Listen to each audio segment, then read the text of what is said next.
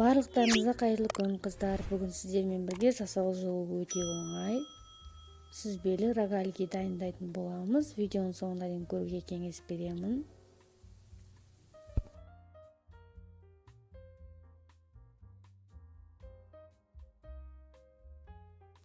Ең алдымен електен өткізген ұнымыздың ішіне осындай сары майымызды салып, крошка жасап аламыз.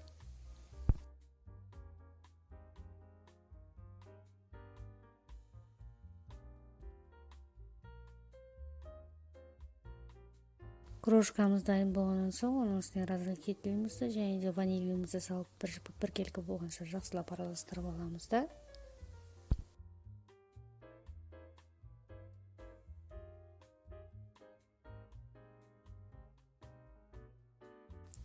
Оның үстіне қаймағымызды, жұмыртқамызды және сүзбемізді салып жақсылап қамыр илеп аламыз. Және шекер салуды да ұмытпаймыз.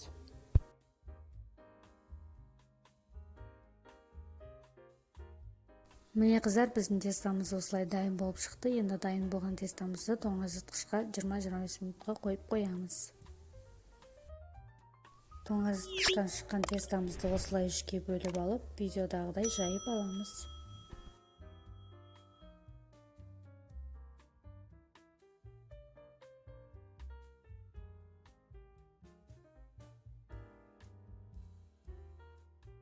Жайып болған қамырымызды осылай бөліктерге бөліп, рогаликелерімізді осылай орап аламыз.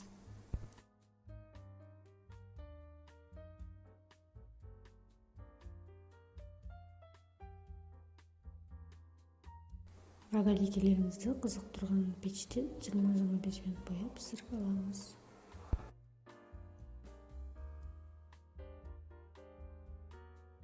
Міне қыздар, біздің рогаликелеріміз осылай болып пісіп шықты. Дәмі өте ерекше болып шығатын, жасау жолы өте оңай болып шығатын рогаликенің рецепті. Барлықтарыңызға жасап көруге кеңес беремін. Видеоның соңына дейін көргендеріңізге үлкен рахмет. Егер видео ұнаған болса, лайк қалдырып, комментарий жазып, подписаться етуді ұмытпаңыздар.